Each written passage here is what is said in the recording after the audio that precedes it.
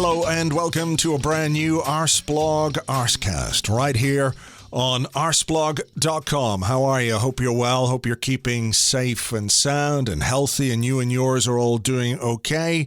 It's still strange and weird and scary out there, folks, so look after yourselves.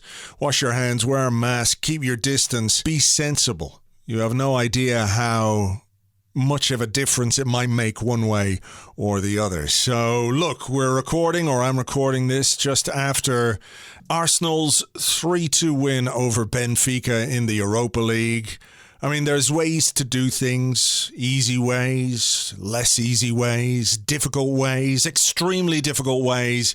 And then I think this football club that we're all wedded to, that we have no choice but to be on the ride with, They take it to the next fucking level, don't they? They really do. If there's a way of making life virtually impossible for yourself, we will find a way to do it. We could die of hypothermia while being sunblasted in a 120-degree desert.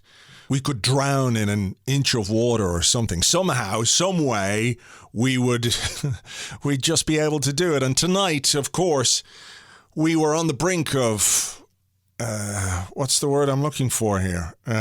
What is it when you go out? When you're elimination. That's it. I knew it began with E. My brain isn't quite with it tonight. But yeah, look, we were on the brink of elimination, not because Benfica were good, but because we did some stupid things.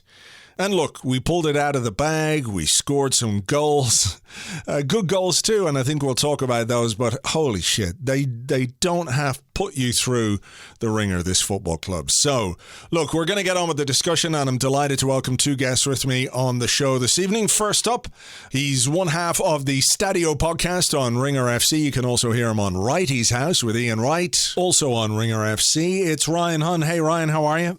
Very well, thanks, Andrew. You? I'm all right, thank you. And we also have from Arseblog News and the co-presenter of the Left Field podcast, it's Andrew Allen. Hello, Andrew. Good evening. On the holy fuck, we make life tough for ourselves-ometer, where does tonight stand for you? Yeah, it's definitely up there, isn't it? I mean, I think just after we made those final substitutions, and we were, well, not the final substitutions, but the substitutions kind of going for the game, and we suddenly seemed to just completely lose it. And, you know, there was a 5-minute spell where we couldn't get anywhere near the ball, and I was just like, we're going out here. There's no way we can recover from this. I don't know what the players are doing. And then that little genius Saka just stepped up and saved us. And, you know, fair play to Aubameyang. I mean, stayed on side, got in the right place, nailed it. Ryan, how was your heart during that second half? It was actually quite zen. I keep making a joke on the Stadio podcast this year about how I'm quite zen about Arsenal. I refuse to get... I know football's escapism for us all, but I refuse to let this football club bother me during a pandemic in the way that it would do when it was very normal. So I try and stay quite zen about Arsenal until afterwards. But yeah, they did give us a moment or two, but weirdly, I was just like, well, you know, we're playing our home game in Athens, so if we're going to go out, then I could probably deal with it a little bit more than it would be in a normal season, if that makes sense. Yeah, now I wasn't necessarily on board with the whole look. This is the most Arsenal thing of all time. Like, you know, people would go, yeah, isn't it the most Arsenal thing of all time to go out during a pandemic? On the away goals rule, in a game, a tie, you've played both games basically away from home. I mean, it would be kind of funny, but not really. So I'm glad we got there in the end. I think that's probably the thing we should celebrate. There's obviously a lot to get into and a lot we can discuss during the game, but, you know, the fact that we got there in the end and we did manage to pull it out of the hat after making life as difficult for ourselves as we could possibly make it. But Andrew, you know, we started... I want to say we started well, but I'm not necessarily sure we did. I think what worried me in the early stages of the game was the slowness of the build-up. And there's, I think, a fine line, isn't there, between slow and patient and just ponderous and not quite intense enough. And I think we were too far the other way. Yeah, there were definitely a couple of moments in the sort of first 15, 20 minutes where David Luiz was doing that thing where he kind of receives the ball, stands on it, does a lot of pointing, waits for a while, passes it to Xhaka, gets it back, and you're kind of like, come on, guys, like there's a game to win here. But to be fair, I mean, look, I felt off the back of the first half of the first game, to be honest, that we were a better side, that we had more quality, that they didn't really have a whole lot going on up front. It was really just a case of asserting ourselves. And like you say, it was more frustrating that we didn't kind of just go ahead and take the, ball by the, the game by the scruff of the neck, the ball by the horns. I think I was going with two directions there. Yeah, look, I mean, it worked out in the end, but I do want to see more from this Arsenal team when it comes to just a bit more pace, a bit more tempo, I mean, we've actually gone and managed to get a whole load of collective players finally into the team over the last few weeks, and it did feel like we were maybe labouring a little bit too much, waiting for Aubameyang to make runs before making passes and stuff, but it's getting there. I do feel like we're a work in progress and we're positive, and I feel like even if we'd gone out tonight, I could still see something there to build on. So I'm trying to sort of stay positive, I guess. Ryan, I mean, what do you think? I mean, I take Andrew's point there. When you look at the front four, Aubameyang, Saka, Smith Rowe, Odegaard, there is definitely a bit of zip to the way that they play. But I think behind them, we don't quite match it. Granit Xhaka is Granit Xhaka. We all know that. He plays the game kind of at his own pace, even though I think he does try to be a bit more positive than people give him credit for. Dani Ceballos, who I'm sure we'll come on to in terms of the night that he had, and one he'll want to forget in a very big hurry. Again, is somebody who likes a lot of touches on the ball. Hector Bellerin, I looked at him tonight and I see him down the right-hand side, and he kind of looks like somebody just standing on the edge of a crowd at times rather than somebody who's looking to contribute. And Kieran Tierney, who made a big contribution, obviously, again, I'm not 100% sure he's like fully fit. So there was a bit of a dichotomy between what we had going forward and trying to connect that with the people we had behind who weren't quite playing at the pace that those guys further forward need. Yeah, I think that's where you see the importance of Thomas Partey already. He's probably, I'm not sure if you and James were talking about it on the Arsecast Extra, but he's probably the quickest. He's made the quickest transition from literally being a new signing to being like a new signing, where he, like when he came on, I think he just made everything gel more. Yeah. He's a bit of a unicorn in terms of a player that Arsenal have had for a while, and that he has the ability to kind of calm everything down when it needs to be calm, but also inject some pace into Arsenal's progressive play when it needs to. And I think that they just don't have another midfielder like that. And I think to your point about Hector Bellerin, I think Hector's an intriguing one at the moment, because I think that in Saka, for the first time, he has a potential partner that he could build a really good relationship with on that right-hand side, that I think actually they both kind of complement each other's skill sets. For example, like when Saka actually made his goal, I know we'll probably come onto it, but for the first assist, like his movement inside, because he was just basically getting no joy outside. I think Hector is smart enough to then figure that out to make the movement outside, whereas he's often asked a lot of time to come inside. So I think it's just building these little partnerships, and Arsenal's starting 11 has been so all over the place all season. Like even if you look at the centre-back pairing for tonight compared to a couple of days ago or even a few weeks ago. Yeah. But I think that with everything that's been going on, in addition to a bit of a like topsy-turvy, or what's the word, like the squad hasn't been able to build any sense of momentum, and therefore I think what you're missing is these little partnerships all over the pitch. So I think that's maybe where you see the quite a stark shift from the front and back, because we were saying on Wrighty's House last week, I think that three behind Aubameyang looks like it's going to be really fun hopefully when they get a rest and then they get to gel a bit more. Yeah, I mean, look, there's a lot of creative talent in the team. And actually, for the first time, I was looking at a game where I looked at the bench and thought, okay, well, we've got loads of options here. We do actually genuinely have loads of forward options. How you like them individually, from 1 to 10 is a an objective or subjective thing for everybody out there. But when you think about Pepe, Martinelli, of course, neither of whom got on the pitch. Willian, Lacazette, there's somebody else I'm forgetting as well, I'm sure, but Thomas Partey, of course, to add that quality in midfield. There was something about the bench. So when we did go 2-1 down, and it was a bit of a like, oh, fuck, here we go moment, I did at least, Andrew, gain some confidence from what we had on the bench and what we had in order to try and turn it around. So I'll come back to that, though. But let's talk the first goal, and let's talk about Bukayo Saka. Look, Aubameyang's movement, he hangs on the shoulder of the defender. The pass is, Fabregas-esque, that kind of little cut inside pass. Great finish. But, Saka, whatever's gone on with him in the last number of weeks, he really has become such an important part of this team. And you can understand why he doesn't get rested.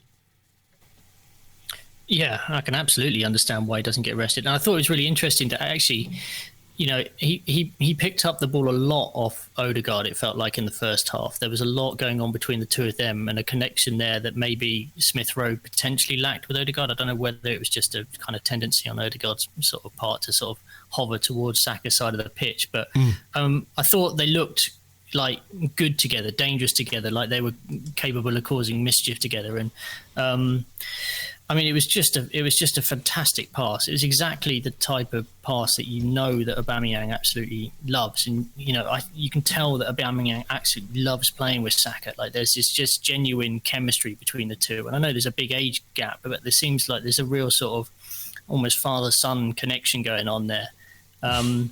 Knew exactly what he was going to do, finished it exactly as you want it to be finished. I mean, he couldn't have done it any better. I don't think it was perfect, the finish. And obviously off the back of having been offside so many times in the away game in Rome last week, like it was just really interesting to see that when the ball is played that split second earlier, it makes all the difference. I think we did kind of have a bit of a tendency last week to hold on to it a little bit too long. I think, with Ceballos and Odegaard, there is a little bit of a, they like having the ball at their feet, but Saka's a bit quicker sometimes, and that definitely made the difference today. The offside thing was interesting. Watching Aubameyang, he was hanging offside and then moving back, and obviously that gives the defender something to think about. He got it right for that one. There were a couple of other moments where it didn't quite go as well as you would like, but were you a little worried, Ryan, that we didn't quite capitalise on that? That was a goal was about 20 odd minutes into the game. I can't remember exactly when we scored that, but then you're looking to sort of kick on and really dominate the rest of that half. Instead, it just felt a little bit slow, didn't it? And then we get into that issue. What was it, about 21 minutes we scored, and then just before the halftime break, they score what I think is a really excellent goal. The free kick, the giveaway was clumsy. I don't know why Ceballos was, dropping quite as deep as he did, but the foul is one thing, but when you see a guy put it in the top corner like that, it feels like you're being really harshly punished for, a fairly simple foul. I think I saw a few people tweeting just being like, of course it went in. Of course it went in. It was just felt very like, well, yeah, of course it did. But I think you're right in terms of not capitalising on that lead. But I don't know whether it's just me, I don't know, being a little bit revisionist, but this seems to happen quite a lot during knockout stages in European competitions for Arsenal, where we kind of get a goal ahead in the second leg. Or maybe it's just, I just assume this happens so much that it could be any game. But where, I don't know, because Benfica are, I think in not wanting to digress too much, but it is a bit of a strange tie, this, because I think we still look at, as Arsenal fans, at some of the Europa League ties that we play through the prism of who we were playing at Champions League and that we're still at that kind of level. Whereas ultimately it's what a mid-table side in the Premier League against a side that's 15 points off top in Liga NOS. So it's just a weird kind of thing to figure out, like, actually, is this a good result? Are they better than us this season? Should we be absolutely hammering these? And I think that when they went one goal ahead, you could see that it was a little bit like, well, we can't concede. So do we keep pushing? It reminded me a little bit of was it the Monaco tie? Was it the Monaco tie? Or it might have even been the Olympiacos one, where it was just Arsenal gets caught sometimes in these European knockout moments. And I think there's a little bit of bit of muscle memory kicks in, where they're just expecting the worst anyway. Yeah, there's been a few, haven't there? Where it's which terrible they're all just in one. Whenever it happened, when the free kick went in, I thought I've seen this movie. I think I've seen this movie. Well, I mean, it is a weird one to try and get on top of, but I can't escape the fact, that Benfica aren't really that good. The 3 goals that they've got in this game were, okay, one is a brilliant free kick, take nothing away from the guy, but when you give a professional footballer a free kick from 22, 23 yards out, that's the perfect position. These guys practice this all the time. So, they've got a reasonable chance of causing you a problem with that, and that's kind of a gift that we gave them from the goal. Penalty, and then the second goal that they got tonight, of course, was a horrendous mistake. So I think you can look at Benfica and say, well, they've scored 3 times against us, but I think, as I said on the blog today, Thursday, on the day of the game, that like the biggest opponent we have is ourselves. And we went some way to making that very true by I won't say gifting them both goals, but certainly playing a big part. Yeah, I mean, they both came from Arsenal errors, well, specifically Dani Ceballos errors, and I think that's just, it was a little bit unfortunate. I think it was a great free kick, but maybe 8 times out of 10 that doesn't bother Bernd Leno as much as it did. And then the header was, I know we'll probably come onto it, but yeah, I mean, again, it's just one of those that I wonder if you got a call, and it's kind of like when you see them break, you kind of think, well, there must be a call there somewhere. So I'm always a little bit like with the Alisson thing a few weeks ago against Leicester, for example. I was like, a lot of that depends on whether he's called or not, because kind of takes 2 to tango in a scenario like that. The person who makes the error often cops the flack. But that's why everyone else is there, right? You're communicating with each other. So I'd be really interested to know what was actually being said when the ball was like kind of heading forward. I would too. I mean, they were saying on the commentary, there was no talking there, no communication. Of course, nobody can hear whether there was communication or not, or what was shouted. I mean, it's a daft piece of play from Ceballos, Andrew. But, just before we delve into that a bit more, I mean, where do you stand on the quality of Benfica versus the quality of Arsenal? Does it say much about, or as much about us, that we made it as hard for ourselves against a team who, without the gifts that we gave them, really didn't cause us any problems? I sensed throughout both legs that they were a side that have got some decent technical quality, but they didn't seem to have a guy up front that they necessarily trusted who was going to be a kind of a talisman for them. I always felt when they broke, and I think we saw that a couple of times in the first half, that there seemed to be this huge gap between a couple of runners, and they didn't seem to get anybody in the box. It's something that we've had a problem with in the past as well.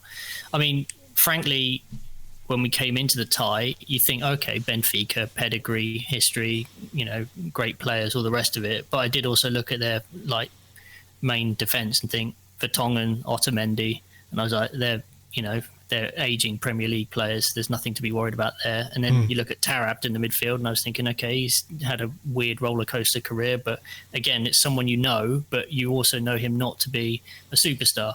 And there was just something about it. I just kept thinking, like, we need to come into this game feeling confident, believing in ourselves. And I know that that's maybe difficult for some of the younger guys because they really have never done it before. They're being trusted with a lot of responsibility, and there's a lot of pressure that comes with that.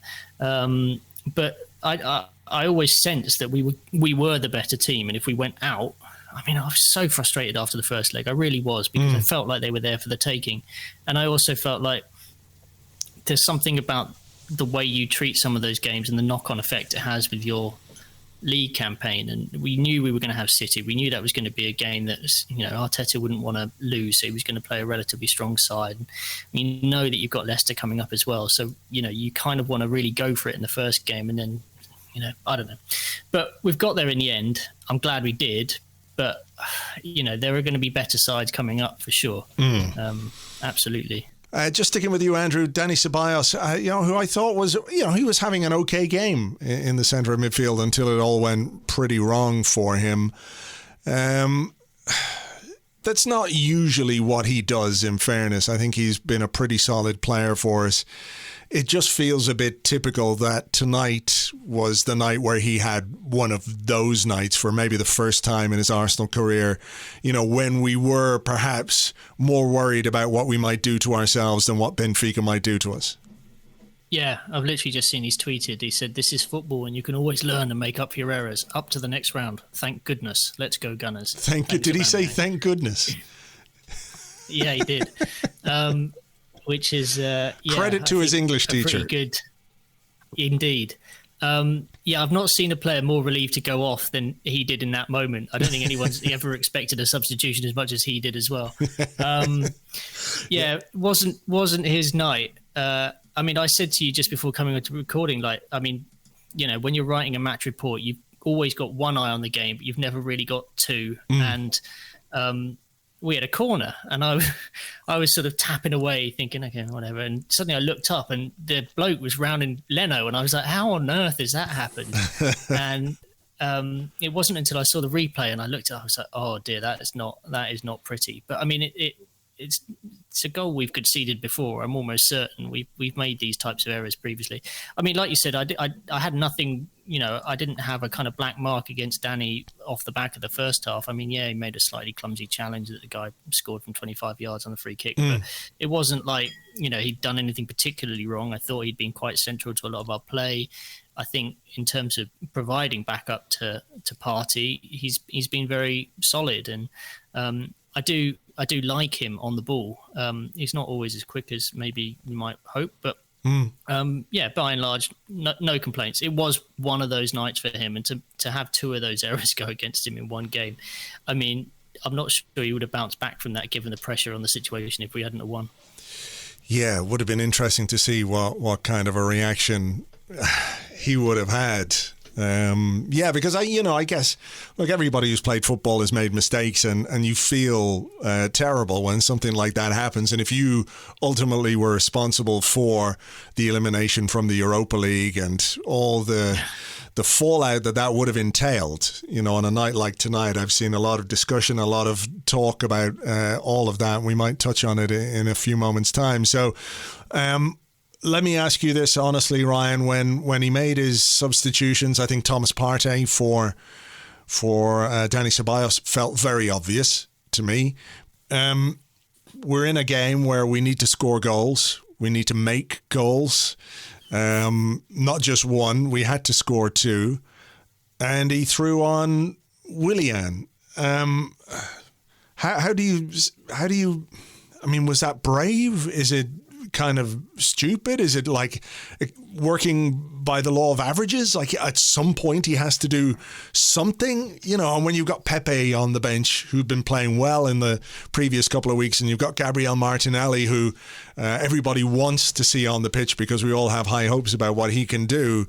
I mean, if you want your manager to be single-minded, if you see that as a positive aspect to his character, there was an example of it, right? I mean, yeah, I think our manager is pretty single-minded, actually. And my honest answer is I have no idea whether it was inspired or ludicrous.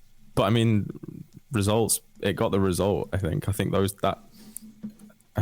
actually texting with a friend just after the game, and we agreed that, Arteta does quite often get his substitutions wrong or cop quite a lot of flack for getting his substitutions wrong. But the way that everything panned out tonight, you can't really complain. And especially I actually tweeted, I was just like, is that a Willian assist? Not because it was like, I knew it was him who played the ball to Tierney, but I was just like, does that go down? Because Tierney still had quite a lot to do. So I don't know whether, the 3 touches and going round another player before burying it is, takes the assist away or what. But he did get the assist. And I think that the only reason I can assume that, I mean, I'm not wild about Willian on the left-hand side anyway. I just, but then again, we're not in training sessions every day. So I'm kind of inclined to give the manager the benefit of the doubt and stuff like this, because they clearly see so much more, and they know what they're trying to do than obviously we have access to. But the only reason I assume that he maybe went for Willian instead of Pepe, for example, is that I think he wanted to keep the ball moving.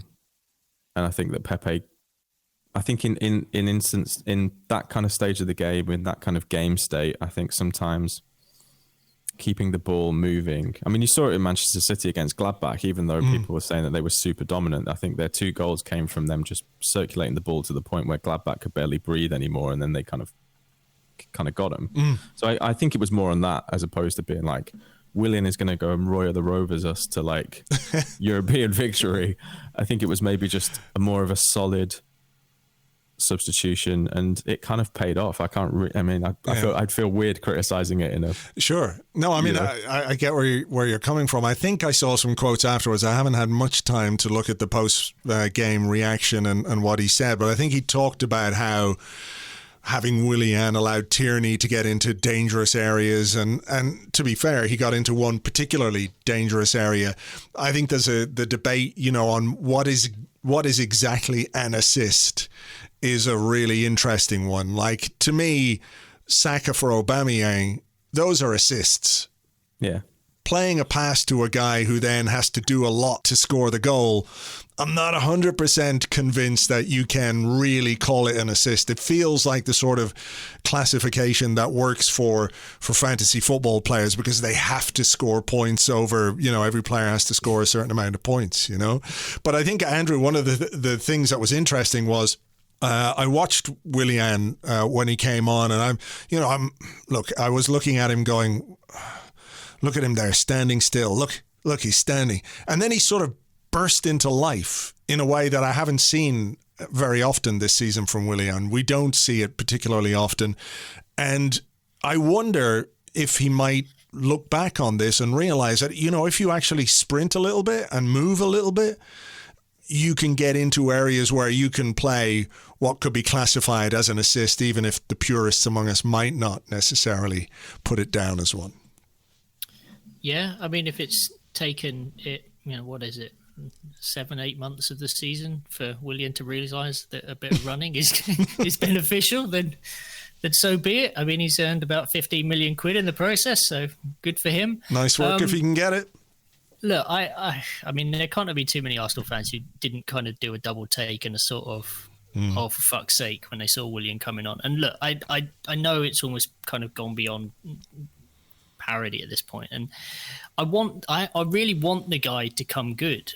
I really do, because he's had such a stellar career that I know that he's not a bad footballer, but it's just not so far happened for him at Arsenal. And it must be a bit of a kick in the teeth to be behind three guys who are under the age of 22 in the pecking order now.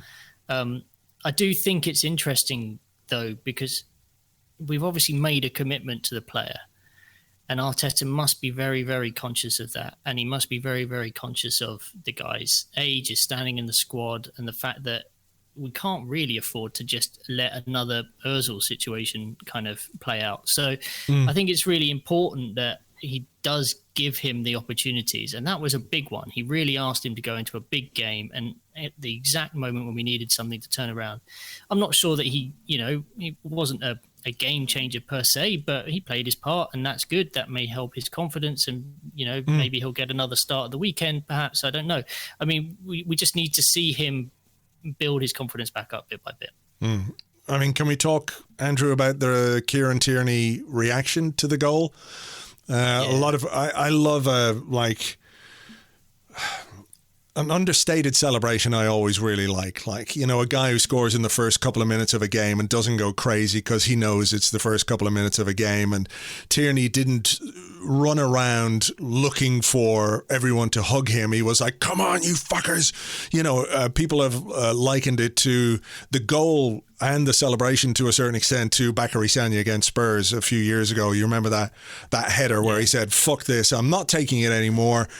Get in the fucking back of the net, you ball, and we'll go from here, which is exactly what happened. And it felt a little bit like that with Tierney's goal tonight and the way he reacted to it. Like 100%. I tweeted exactly the same thing. It was all I could think about after the goal. And there was something about how hard he hit the ball that kind of added to that. Like, he was really like, this is not a scrappy goal. This is get in the back of the net. Let's get on with it. And that, to be honest, did give me some hope. You know, it G'd me up as a supporter sitting on the sofa, 1,000 miles away. So I can only imagine, like, amongst the teammates, you know, it must have, it did something. I mean, it was so important that we got that goal quickly, because it would have been very easy for the game just to drift away from us at that point. And given our record of, we've struggled so much for goals this season, I wouldn't have backed us to score 2 in the last 10 minutes for sure. So brilliant from Tierney. I mean, it's just everything you want from a player. And I guess it's incredible how important he is for a guy who's been in and out of the team so much this season. He brings so much energy. I mean, almost every player on the pitch was looking to give him the ball. I thought Ødegaard in particular was really, really keen to try and spread the play out to him. We've got to get better at getting on the end of some of his stuff. I mean, it says something that the player had to take the game into his own hands and take that shot. But it's good to know that we've got that. You know, I don't think we have enough other players around the pitch scoring goals, and you see, let's say Liverpool made such a big thing about their fullback creating and scoring goals, and I'd love to see Tierney become a kind of 5-6 goal season fullback. I mean, something like that would be amazing for us. Yeah, I mean, we don't even have a 5 or 6 goal central midfielder, so a 5 or 6 goal left back would be very fucking useful. Ryan, I mean, I don't know if you saw it, there was a video doing the rounds before the game where, you know, the way they have these open training sessions before the European games, and, you know, people can film from a bit of a distance, and they were doing some kind of a drill, and I think Tierney, they were doing like the one touch kind of thing, and I think Tierney got accused of maybe taking 2 touches, and David Luiz came over, and Tierney didn't take very kindly to it. The first thing he did was he ran away. There's a group of footballs, and he just fucking leathered one as far away as he could, and he came back then and he was a bit like, and there was another one lying there and he just fucking leathered that one as far as he could. I mean, is that a David Luiz assist? In its own way, whatever he did, he got him like. Why not? If you're going to give assists for all kinds of things, you might as well give him one for that. But, you know, he really did hit that ball with some conviction tonight. Yeah, I mean, we have a thing on Stadio which was kind of born out of a goal that Viv Miedema scored against Reading, I think it was, called the Angry Goal. And it was actually an award that we gave out in our end of year awards, Angry Goal of the Year. And it's really funny that whenever a goal like this happens, my mentions are just angry goal. That was an angry goal, right? Angry goal, angry goal. And so many people were just like, Kieran Tierney, angry goal at Stadio. Kieran Tierney, angry goal at Right Hunn. It's like, I think I responded to one guy just being like, abso-fucking-lutely. That was it.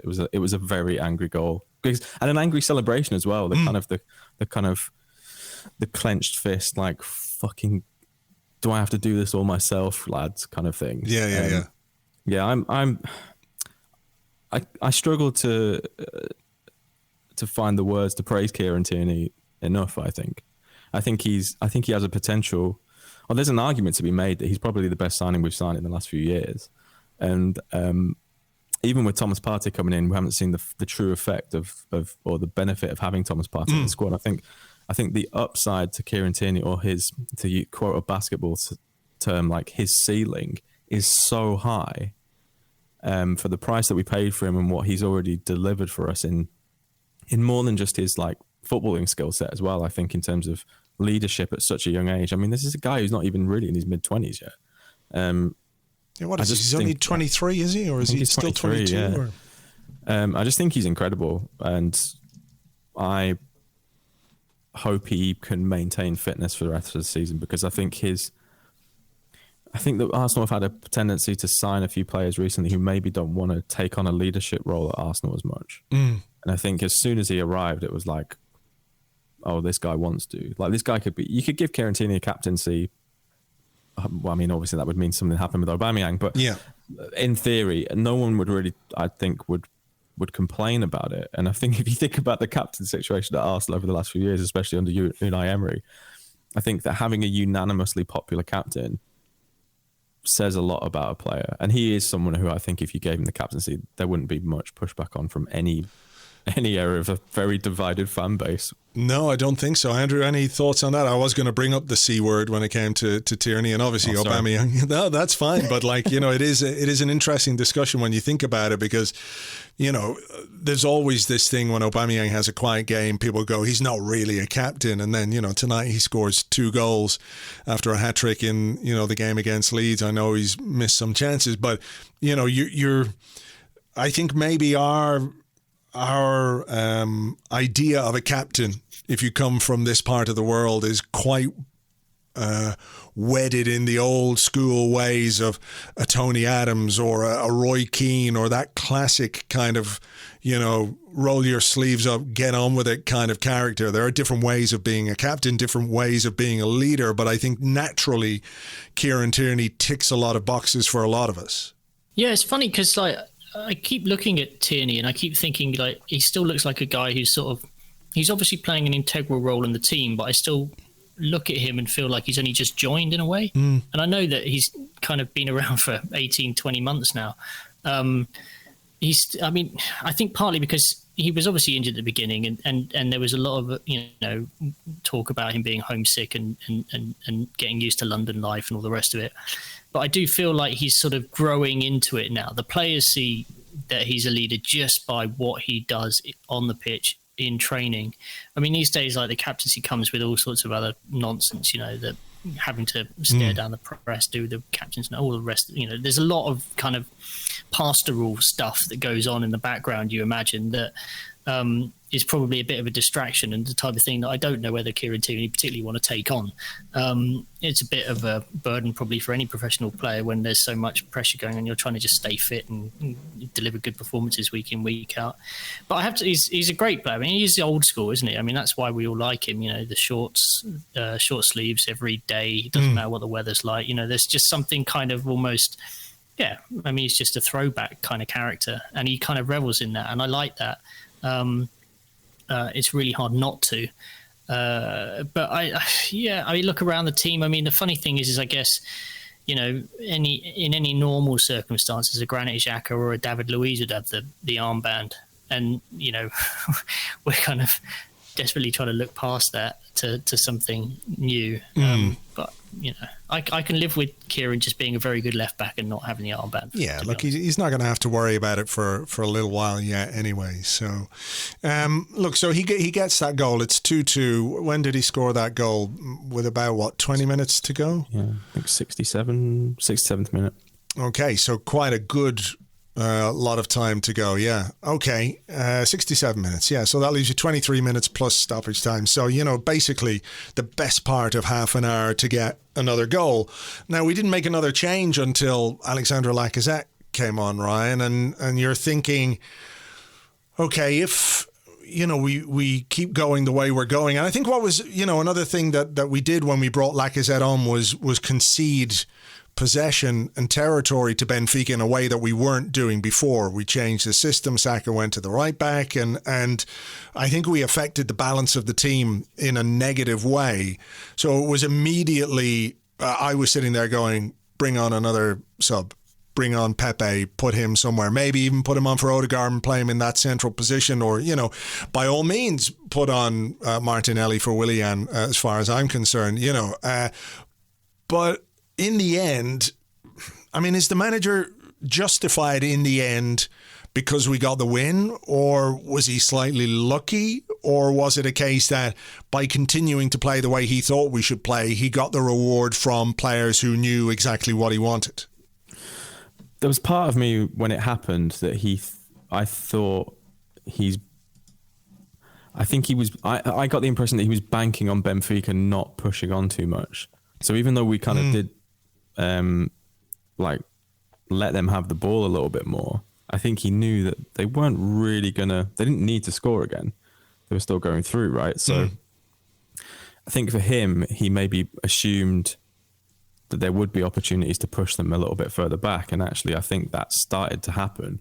Yeah, there was a couple of moments, and I think it started. The moment where I noticed that it started to happen was because Arsenal started to do this thing, and it really frustrates me, where I think Lacazette, for example, as a substitute, is a really good one at that time of the game, because I think he's a bit of a pest for defenders. especially defenders who've played almost the whole game already and are getting a little bit leggy. I think actually having Lacazette to deal with can be quite a problem for them. So I thought that bringing Lacazette on was a smart move. I wasn't sure about the rejig, but then there was a couple of times where he would link up quite well and then just bolt for the box as if to be like, mixer kind of thing, like old school. And I was just like, why are we doing this? Like, why are we doing that? And then weirdly, the goal came from it, and I was a bit like, oh, actually, maybe that kind of does work. So I think I've given up trying to figure out what's going on at any time at Arsenal at the moment, because it's just like, it's like I said before at the top of the show, like I try and be quite zen about them, and I'm like, well, me worrying about this right now isn't going to change the outcome of what I know is going to happen in 15 minutes. So I'm just going to let it see what happens. I know that's a bit of a fence-sitting way to frame this, but I was a bit like, I mean, if I'm being brutally honest, I didn't think that we'd go through. The way that the game was kind of playing out until the goal, I was like, I think this is it. I can't see us. I couldn't actually really see us fashioning another chance. We don't score late goals. As a rule, it's not something we do. No, yeah. Although, and I wish we did a little bit more, because they're really fun. They are. They're great. Even without fans in Europa League. I mean, Andrew, what did you make of the Lacazette substitution? Like, okay, you need a goal, you throw on a striker, but I think he just had 5 touches of the ball, made 2 passes. He really didn't get involved in anything dangerous. So, is there, the argument that, okay, we got out of jail, and Saka got us out of the jail that we put ourselves in many ways. The substitution of Lacazette, which obviously was made to give us more attacking threat, didn't really. And it was up to the genius on the right-hand side and the arch poacher goal scorer, who we know, if you put him in positions like that, more often than not is going to score. Yeah, I was literally just looking through over what Arteta said post-game about why he didn't like turn to Pepe or Martinelli instead. And his analysis is that there wasn't much space to run in behind. It was really 2 tight lines, 4-4-1-1 and 5-3-2 at times. So I think what he was expecting was you have to have players who can keep the ball in and around the edge of the box and try and either work a cut back or across to someone who actually gets on the end of it, rather than just assume that you're going to be able to play nice through balls to guys running on. So I mean, at the same time, I mean, it was pretty obvious. There was a good 5 minutes there from about 78 minutes or so onwards where I was watching us and I was like, oh my God, like we have completely ceded any kind of dominance here. I was looking at the lineup and I was trying to figure out if we were playing 3 at the back, whether Saka was playing as a wing back. I couldn't quite make sure, or couldn't quite figure it out. At times it looked like we just had 2 defenders, and there were these massive big gaps in midfield, and they just seemed to be kind of walking through all over us. I was like, what is going on here? And after, it took a few moments, we settled down a little bit.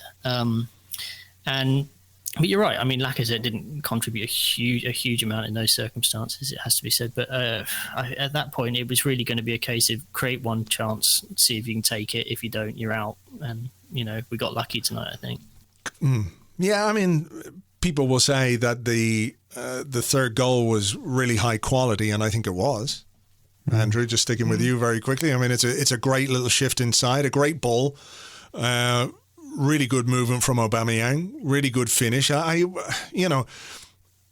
looking at what he's done since he's moved to centre forward in this position. I think we can maybe just write off the Man City game because of the kind of game that it was and the kind of opposition they are. So if you look at the Leeds game, you look at the Benfica game, you look at the Benfica game again tonight, people can pick the bones out of the first leg where he didn't score, but he had chances. At least 3 good chances. At Leeds, he scored a hat-trick, had a couple of other good chances, hit the bar.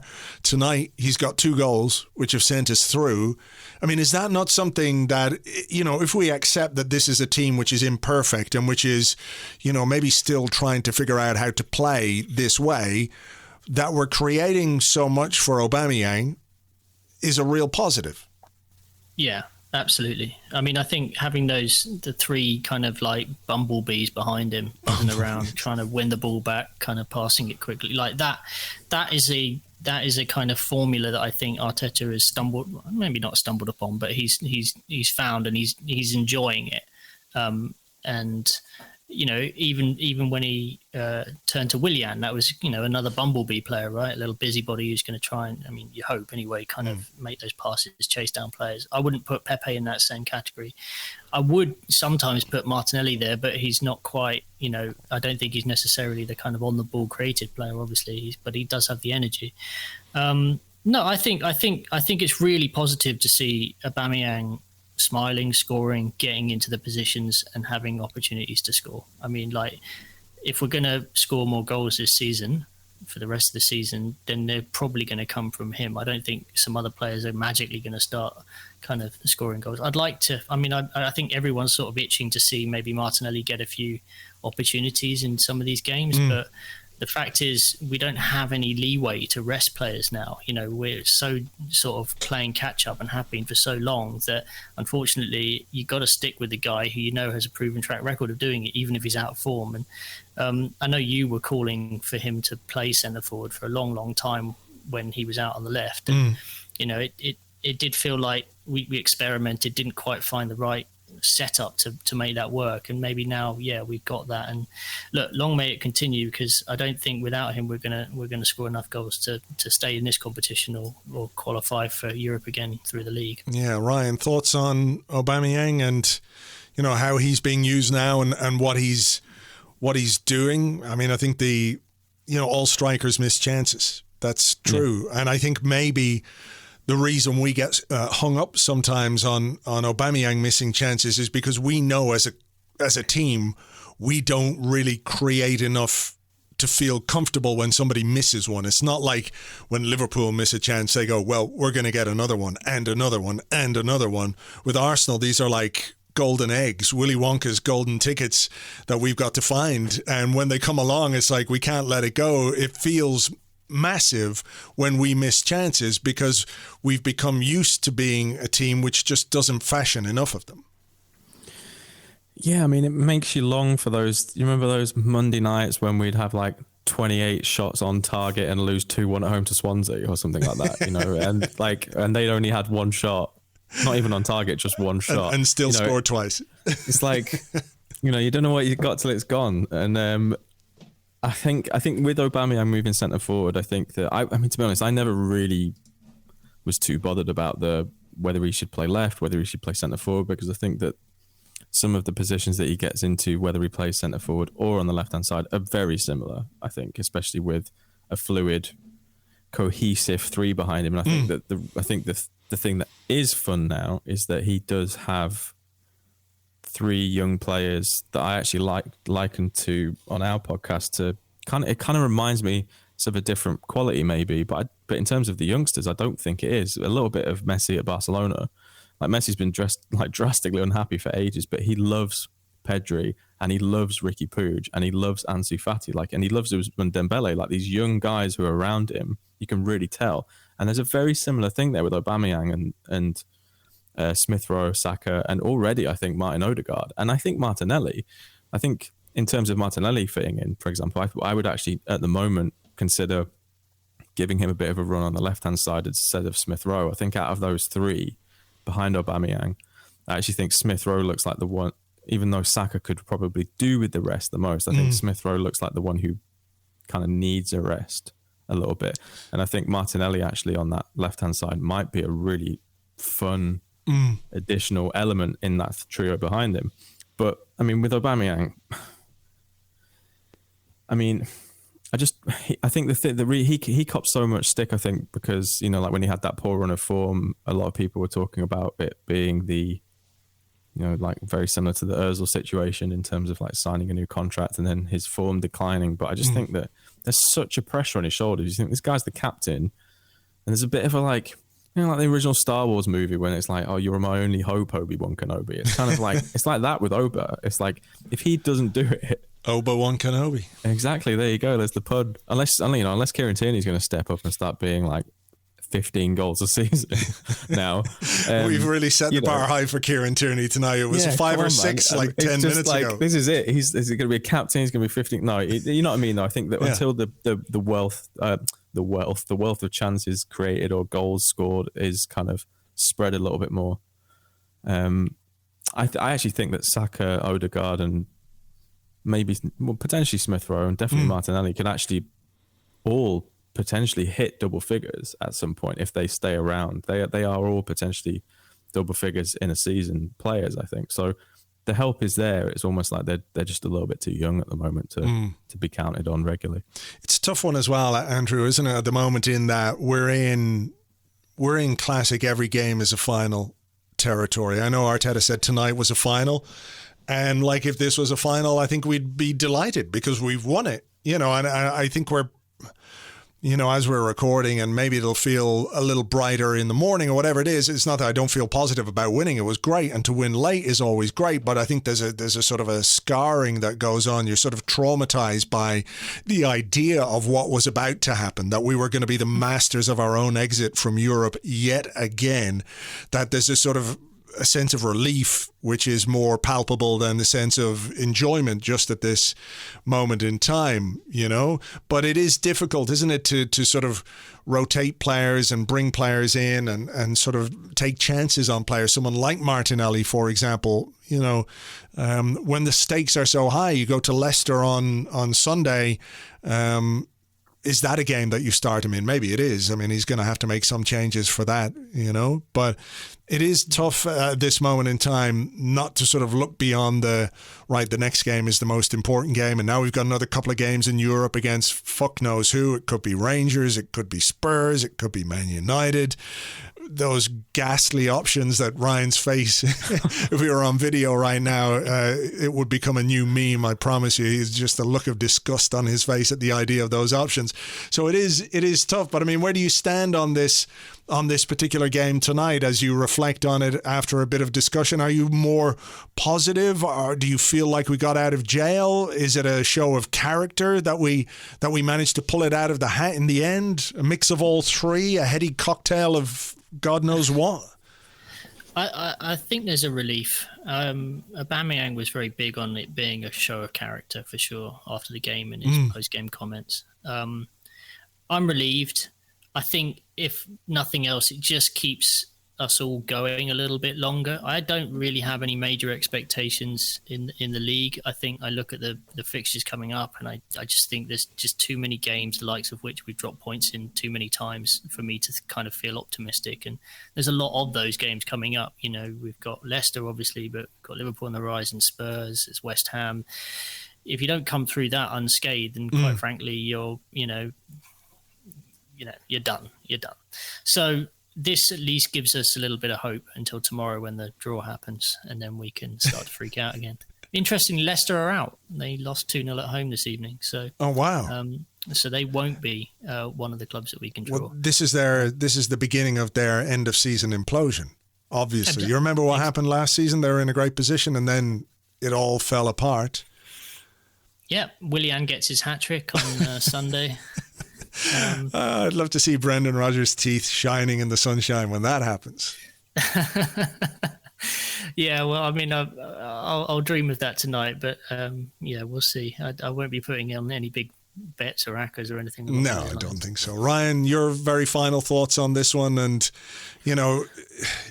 is there enough in winning a game the way we won it to say, well, fuck it, we kept going.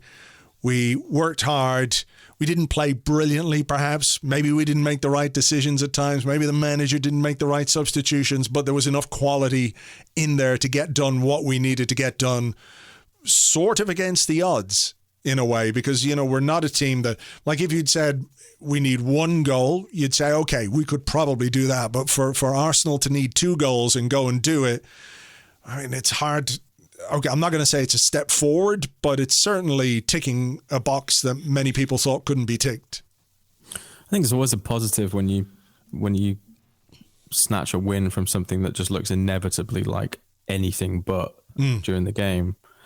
And I mean, I have no insight into what Mikel Arteta's like inside the dressing room, but I get the impression that he will be really hammering home the positives from tonight. I think he will be talking to them about how, look how far we've had to come for a home leg, and yet you were really up against it and you did it. I think that it's a kind of win we haven't.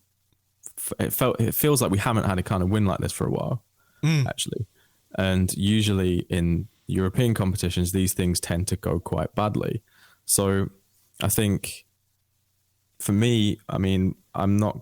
Yeah, obviously that it could have been, you know, plain sailing for sure and way smoother. But I wonder what we actually would have learned from cruising through against Benfica in a way. Does that make sense? I know it sounds a little bit like, like maybe actually a little bit. I don't know. It sounds like I'm a masochist, but I'm not. But I mean, maybe it's that little, you know, classic kind of Europe against it, and you pull it through. Maybe actually that tells them a little bit of something that we didn't know about Arsenal, because we've not really been like that for a while, I don't think. Yeah. So I'm all for it. I think it's a great win, and you know, we're probably going to get Villarreal in the next round, and Unai will dump us out, and it'll be like, there you go, redemption and nice old narrative. That would be. I'd enjoy that. Like I really don't like playing other English clubs. No, me neither. In Europe, it's that just Chelsea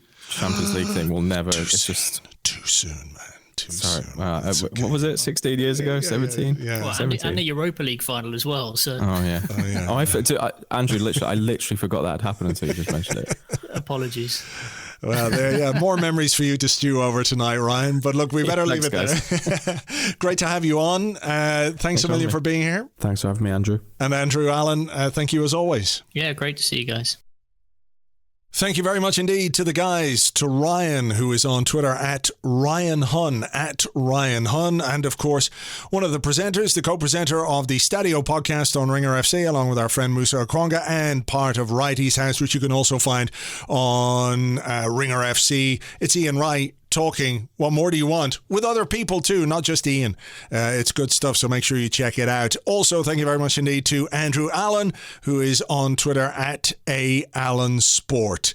I'm going to leave it there for this particular episode. There isn't going to be a bit after the music on this show. I've had a weird, difficult kind of a day, so I'm not really in the mood to make a silly voice or do a silly thing or make something up in that regard. So I hope you'll forgive me for that for this time.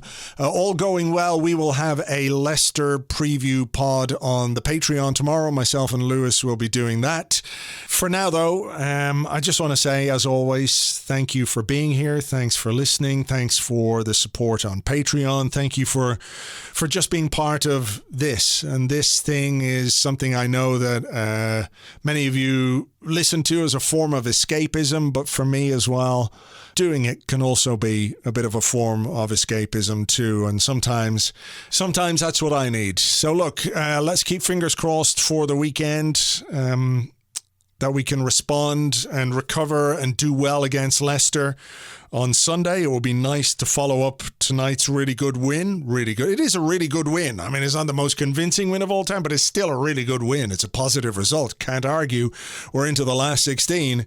We can follow that up with a result against Leicester. A performance too. Let's not be greedy, but let's start with the results. So until the next one, folks, take it easy. Look after yourselves. Cheers. Bye-bye.